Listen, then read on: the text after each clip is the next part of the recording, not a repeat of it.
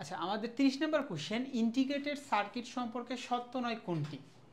তো ইন্টিগ্রেটেড সার্কিটটাকে একটু ছোট্ট করে আলোচনা করি, তাইলে তোমাদের জিনিসটা মনে রাখতে সুবিধা হবে না। ইন্টিগ্রেটেড সার্কিট হলো যেখানে আমাদের প্রত্যেকটা কম্পোনেন্ট, অনেকগুলো কম্পোনেন্ট থাকবে যারা একটার সাথে আরেকটা কানেক্টেড।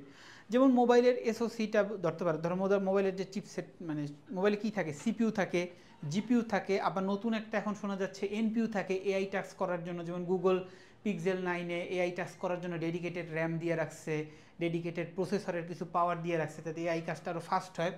তো ওই যে জিনিসগুলো একসাথে থাকে, এদের সবগুলো যখন মিলে একটা সার্কিট বানাবো, ওইটার বলে ইন্টিগ্রেটেড সার্কিট। তো ইন্টিগ্রেটেড সার্কিট সম্পর্কে সত্য নয় কোনটি আমরা একটু দেখি। 1 নম্বর হলো ওজনে হালকা। তো ওজনে তো হালকা, এটা বোঝাই যাচ্ছে, মোবাইল একটা এতটুকু মাদারবোর্ডে কত কিছু লাগাই রাখতে হয়, তাহলে কি এটা ওজনে অনেক খুব হালকা না? তাহলে এটা তো সত্য, তার মানে এটা কারেক্ট অ্যান্সার না। অত্যন্ত ক্ষুদ্রাকার, আসলেই তো একটা চিপসেট কত ন্যানোমিটার, এই দেখো না যে ইসের অ্যাপেলের চিপসেটগুলো কত 7 ন্যানোমিটার মনে হয় আর্কিটেকচারের, তারপর 9 ন্যানোমিটার আছে, 8 ন্যানোমিটার, তো এগুলো ন্যানোমিটার রেঞ্জের এক একটাই। তো এগুলো কি অত্যন্ত ক্ষুদ্রাকার না? তাহলে এটাও তো সত্য, তার মানে এইটা কারেক্ট অ্যান্সার না। দামে কম, তাহলে ইন্টিগ্রেটেড সার্কিটগুলো কিন্তু অ্যাকচুয়ালি এক সেন্সে আমাদের দামে কম বলা যায়, কেন কি যদি বড় সার্কিটের সাথে তুলনা করি, আবার আরেক সেন্সে দামে বেশিও বলা যায়। দামে কেন বেশি, আচ্ছা এটা নিয়ে একটু পরে কথা বলতেছি। দামে কম এটা একটু রাখি, বুঝাচ্ছি। 4 নাম্বারটা দেখো, কম বিদ্যুৎ খরচ করে। তাই ইন্টিগ্রেটেড সার্কিটগুলোর কিন্তু মেইনই একটা পারপাস থাকে, কম বিদ্যুৎ যাতে ও খরচ করে, যাতে তোমার ব্যাটারি লাইফটা অনেক বেশি থাকে। যেমন অ্যাপেল প্রত্যেকবার যখন, অ্যাপেল বলি কেন, যখন গুগলের ফোন বাইরে, অ্যাপেলের ফোন বাইরে, স্যামসাংয়ের ফোন বাইরে, প্রত্যেকবারই ওদের মার্কেটিংয়ে কিছু থাকুক আর না থাকুক, চিপসেটটা এত% এফিসিয়েন্ট, এই কথাটা বলবেই একদম সুন্দর মতো আইসে, এত% এফিসিয়েন্স। তো এফিসিয়েন্ট মানে কি, তারা কম পাওয়ার নেবে, মানে পাওয়ার নেবে কম ওয়াটের, কিন্তু আউটপুটটা দেবে বেশি। তো এইটারে বলে এফিসিয়েন্সি। এফিসিয়েন্সি জিনিসটা হলো হিট কম করবে, পাওয়ারটা পুরোটা ইউটিলাইজ করবে। তো এটা আসলে কম বিদ্যুৎ টানে। একটা মোবাইলের কত ওয়াটের চার্জার দেখছো, শাওমির কিছু ফোনে হয়তো অনেক বেশি থাকতে পারে, বাট সচরাচর যেগুলো মেইন স্ট্রিম মানে ফ্ল্যাগশিপ টাইপের, স্যামসাংয়ে মনে হয় 35 ওয়াট, বা অ্যাপেলে মনে করো 25 ওয়াট, যদিও ওই অ্যাডাপ্টারটা মনে হয় 20 ওয়াটের, আরও কিনতে হয় আলাদা করে। তো যাই হোক, তো একটা মানে হাইয়েস্ট কত ওয়াট হয়, মানে সচরাচর অ্যাভারেজে ধরলে 50 ওয়াট হয়। ওই ওয়ানপ্লাস, শাওমি টামি এগুলো বাদ দিই, বাট অ্যাভারেজে 50-60 ওয়াট হয়। ওই জায়গার তুলনায় একটা, মনে করো একটা পিসি বানাইছো, পিসির একটা এনভিডিআর গ্রাফিক্স কার্ডই তো তোমার মানে প্রায় 600 ওয়াটের পাওয়ার সাপ্লাই লাগেই, প্রায় 500-600 ওয়াটের। তো ওগুলো তো অনেক বেশি। তাহলে এটা তো আসলে সত্য যে কম বিদ্যুৎ খরচ করে, তাহলে এটাও আমাদের কারেক্ট অ্যান্সার না।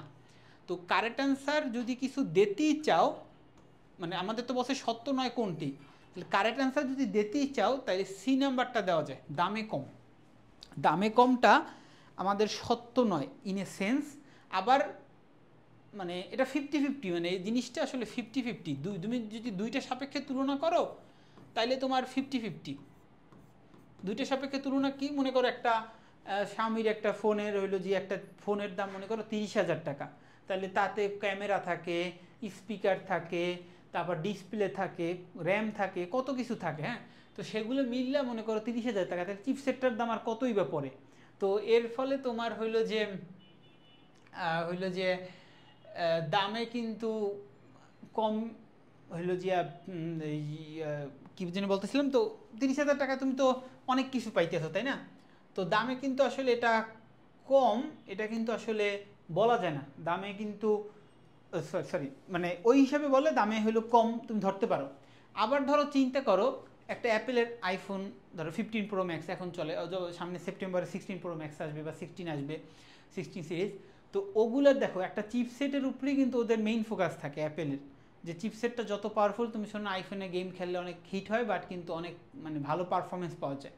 তো ওগুলোর কিন্তু চিপসেটই মানে টোটাল প্রোডাকশন কস্টের, ডিসপ্লে আর চিপসেটই দেখবা যে টোটাল প্রোডাকশন কস্টের অনেকখানি মানে থাকে। ধরো একটা আইফোন যদি 1 লাখ টাকায় সেল করে, আর মনে করো প্রোডাকশন কস্ট মনে করো 30,000 টাকা, মানে অ্যাকচুয়াল যে ওইটা বানাইতে কত টাকা খরচ হয়েছে, 30,000 টাকা। তো ওই 30,000 টাকার মধ্যে মনে করো বেশি হইলো যে ওই চিপসেটের জন্য একটা খরচ হয়। তো এটা হলো 50-50 চান্স। বাট এইখানে যেহেতু এই তিনটা মাস্ট হবে না, দামে কম বা কম হইতে পারে, বেশি হইতে পারে, সাপেক্ষে চিন্তা করলে কিন্তু কোনোটা যদি কারেক্ট দাও সি নাম্বার কারেক্ট দিতে পারো, যদিও এখানে অ্যান্সারটা আছে নট গিভেন, বাট কোনোটা কারেক্ট দিলে সি দিতে পারো। সি দিতে পারো না, পরীক্ষা আসলে সি দেবা। ওকে।